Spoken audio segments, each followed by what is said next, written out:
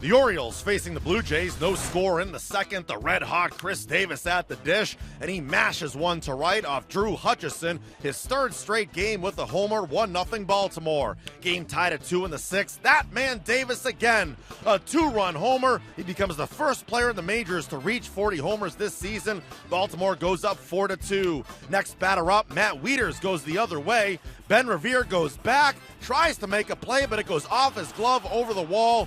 Sixth home run of the year for Wieters, 5-2 O's. Now 6-2 bottom half of the inning. Troy Tulowitzki, the grounder off Ubaldo Jimenez. Jonathan Scope throws the ball away. Wieters comes hustling over, but Tulo jumps over him and is safe at first. You don't see that one every day. Now 8-2 in the eighth. Adam Jones adds to it. A 2-run homer off Bo Schultz, number 25 on the year.